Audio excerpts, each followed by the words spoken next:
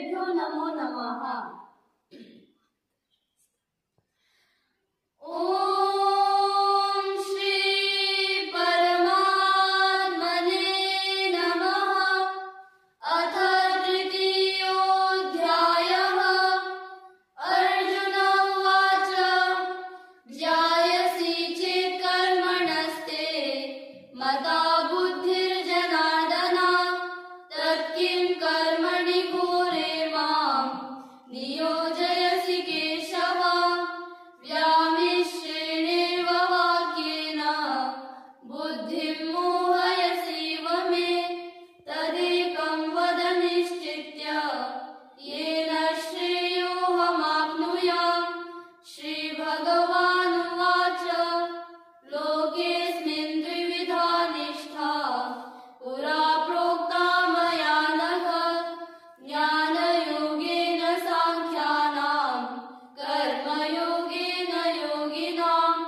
न कर्मणामनारम्भात् नैष्कर्म्यं पुरुषोऽश्नुते न च सन्न्यसनादेव सिद्धिं समधिगच्छति।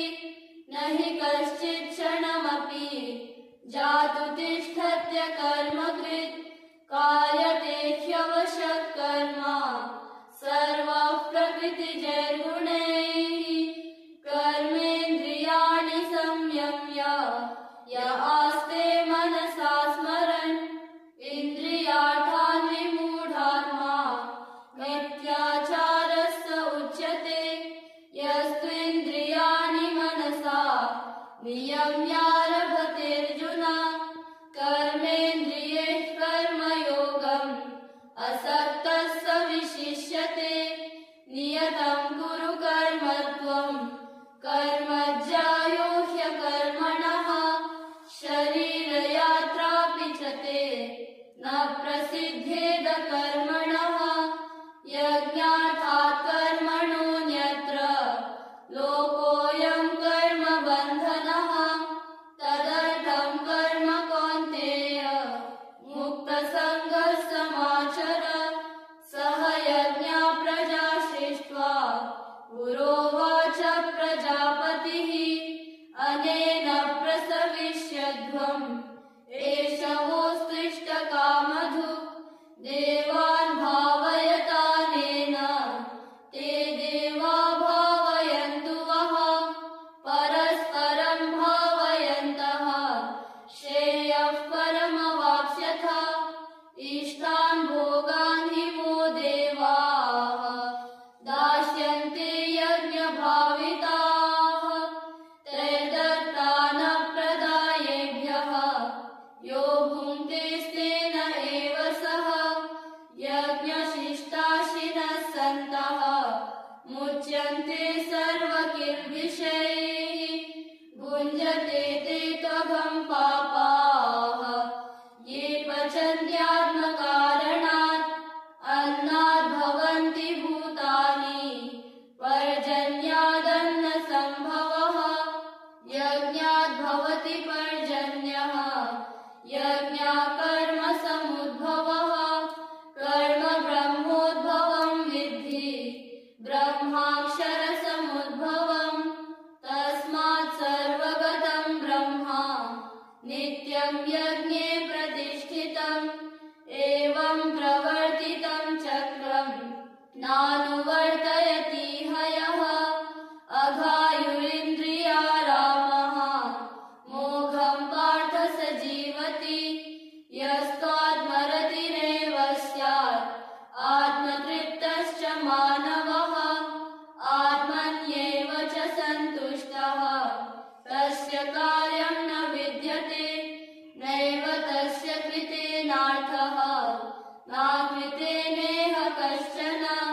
न चास्य सर्वभूतेषु कश्चिदर्थव्यपाश्रयः। तस्मादसक्तः सततं कार्यं कर्म समाचर। असक्तो ह्याचरन् कर्म परमाप्नोति पूरुषः। कर्मणैव हि संसिद्धिम् आस्थिता जनकादयः। लोकसङ्ग्रहमेवापि सम्प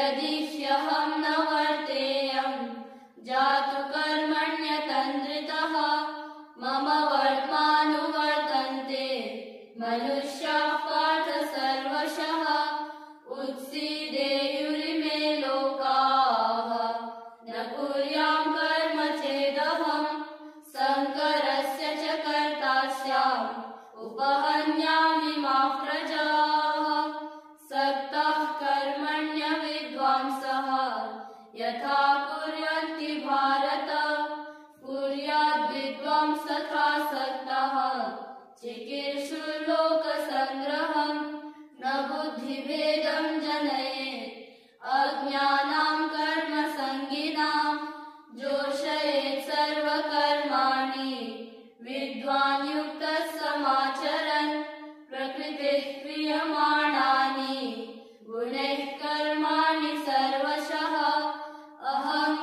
अहङ्कारविमूढात्मा कर्ताहमिति मन्यते तत्त्ववित्तु महाबाहो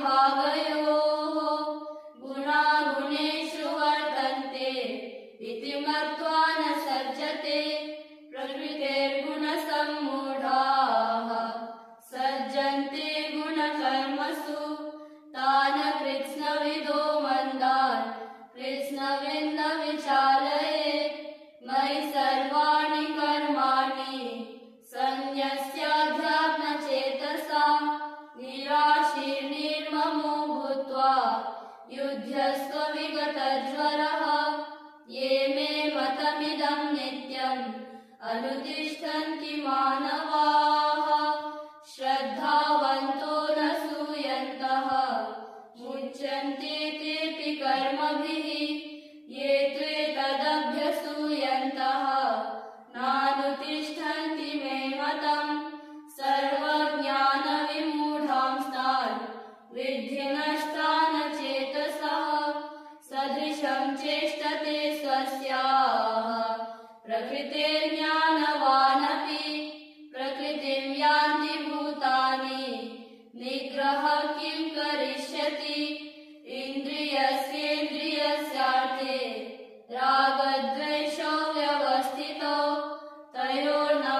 तयोर्नवशमागच्छेत् तौ ह्यस्य परिपन्थिनौ श्रेयान् स्वधर्मो विगुणः परधर्मात् स्वनुष्ठितात् स्वधर्मे निधनं श्रेयः परधर्मो भयावहः अर्जुन उवाच अथ केन प्रयुक्तोऽयं पापं चरति पूरुषः अनिच्छन्नपि वाष्णेय बलादिव नियोजितः श्रीभगवानुवाच काम एष क्रोध एषः रजोगुणसमुद्भवः महाशनो महापाप्मा विद्येनमिह वैरिणम् धूमेनाव्रियते वह्निः यथादर्शो मलेन च यथोल्बेनावृतो गर्भः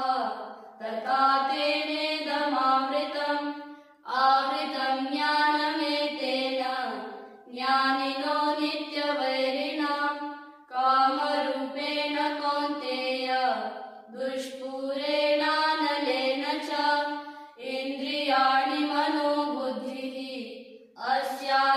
अस्याधिष्ठानमुच्यते